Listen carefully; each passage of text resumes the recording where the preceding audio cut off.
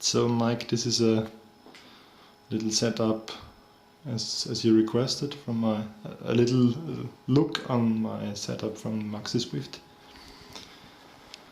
So I decided to mount the camera here on the right side, off center. Makes no difference on flying, on the angle, but it keeps the center clear for a later GoPro installation. Maybe I put it up on the battery here.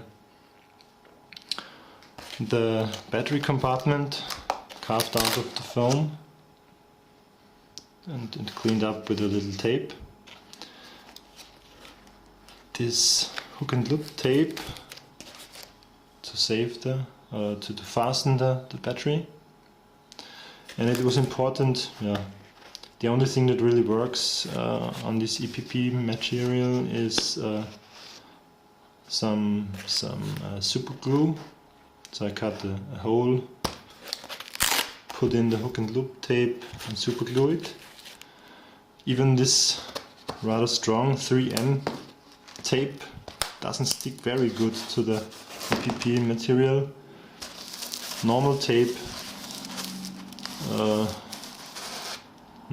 nearly doesn't stick at all on this EPP, so it's just for dirt protection here. And it sticks on the edges where the other tape is already. Maybe it works, or it does work to use some normal tape and support it with super glue, so it really sticks. So right now it's really a messy installation. Start with the motor.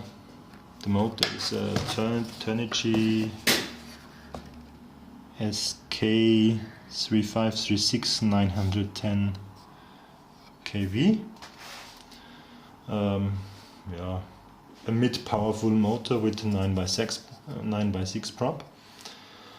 Then a not very powerful ESC originally from the little Mustang with 18 amps.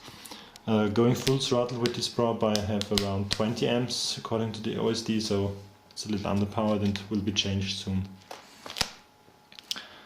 Then under all these mess, this is just a temporary installation.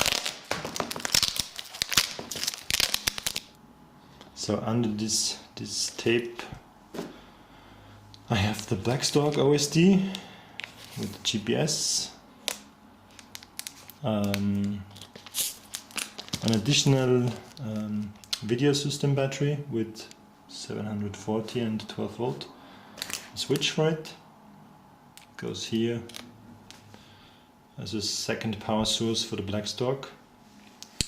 This is the voltmeter, the ampere meter from the Blackstalk. It measures the power. Yeah. And following this path here under the tape, we come to the video TX.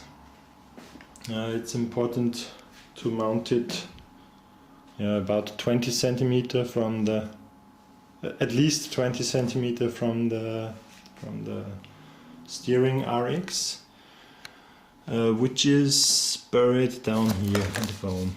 It's the only part that's more or less clean installed here.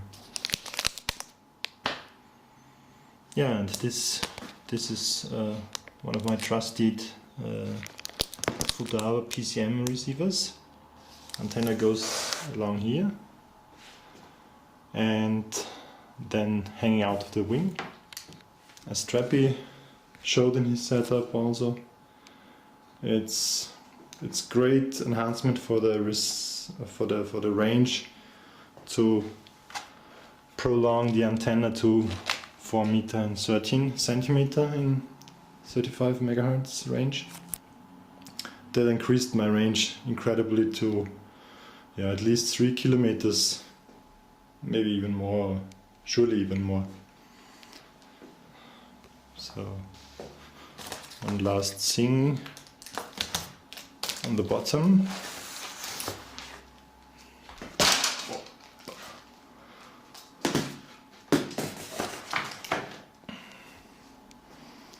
I didn't do the conversion to have the servos on the upper side.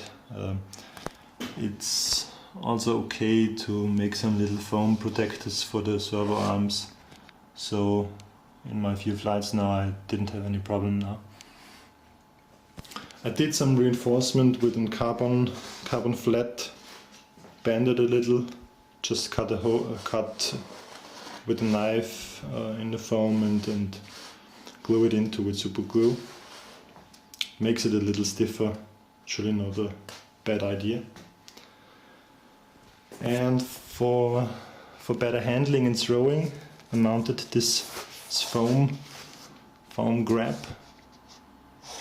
I glued it down and additionally used some tape for dirt protection.